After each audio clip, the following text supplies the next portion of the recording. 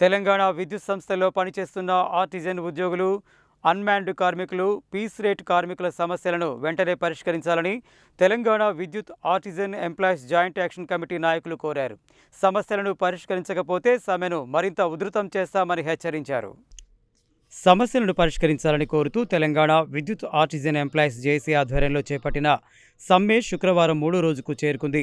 ఈ సందర్భంగా నిర్వహించిన ధర్నాలో జేఏసీ నాయకులు మాట్లాడుతూ ఒకే సంస్థలో 2 రూల్స్ అమలు చేయడం సరికాదని అన్నారు. తెలంగాణలోని అన్ని విద్యుత్ సంస్థల్లో ఏపీఎస్ఈబీ రూల్స్ మాత్రమే అమలు చేయాలని డిమాండ్ చేశారు.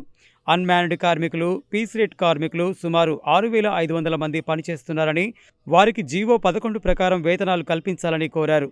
తమవి గొంతెమ్మ కోరికలు కావని, ఏపీఎస్ఈబీ రూల్స్ అమలు చేయాలనేది తమ ప్రధాన డిమాండ్ అని, దీనివల్ల ప్రభుత్వంపై ఎలాంటి భారం పడదని, దీనిని గమనించి తమ డిమాండ్లను తక్షణమే పరిష్కరించాలని కోరారు.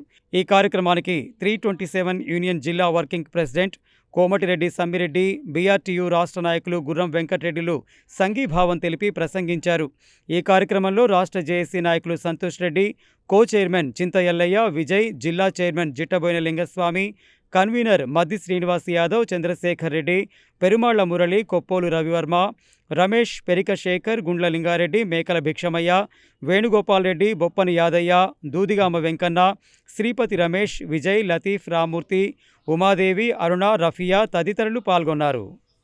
సమ్మెలో భాగంగా ఈరోజు నల్గొండ పర్యటనలో భాగంగా ఇక్కడ కార్మికులందరూ ఉధృతంగా సమ్మెలో పాల్గొని చాలా పెద్ద ఎత్తున సమ్మె చేస్తున్నారు. అట్లానే రాష్ట్ర వ్యాప్తంగా కూడా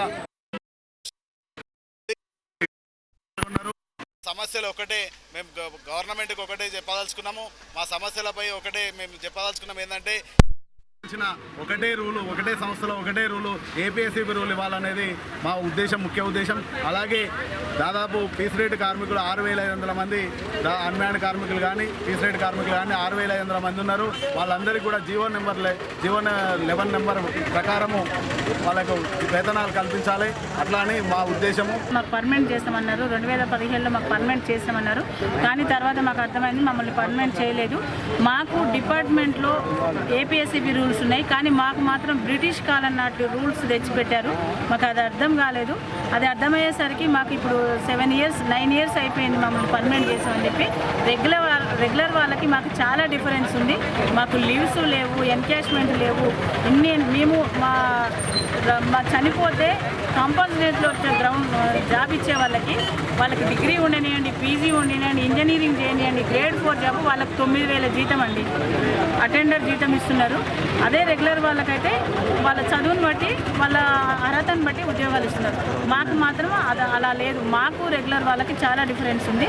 మేము ఈరోజు రోడ్డు మీదకి రావడానికి కారణం అంటే మాకు గవర్నమెంట్ హామీ ఇచ్చారు, మేము అధికారంలోకి వస్తే మీకు పూర్తిగా రెగ్యులర్ చేస్తామని హామీ ఇచ్చారు.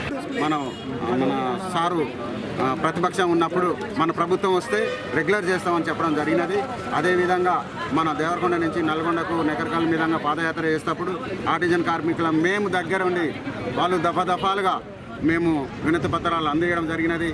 మునుగోడు కాన్స్టిట్యూషన్లో బై ఎలక్షన్లప్పుడు ముఖ్యమంత్రి రేవంత్ రెడ్డి సార్ గారు కూడా వచ్చినప్పుడు మన ప్రభుత్వం వస్తే మీకు తగు న్యాయం చేస్తామన్న మాట ఇవ్వడం జరిగినది. మన వంతటికి స్టేషన్ గన్పూర్ వరంగల్లో మన కార్మికుల మధ్య దగ్గరికి పోయి ముఖ్యమంత్రి గారు కూర్చొని మన ప్రభుత్వం వస్తే కనుక మీకు రెగ్యులర్ చేస్తామని చెప్పడం జరిగినది. సార్ దయచేసి మేమేమో కోరుకుంటున్నాం, మేము నష్టం చేయట్లేదు విద్యుత్ సమస్యకు. కాబట్టి ఈరోజు 23,000 మంది కుటుంబాలని ఆదుకొని మీరు వెలుగు నింపాలని చేతులెత్తి దండం పెడుతున్నాం సార్. మా కార్మికులందరి ఆర్టిజన్ కార్మికులని రెగ్యులర్ చేయాలని కోరుకుంటూ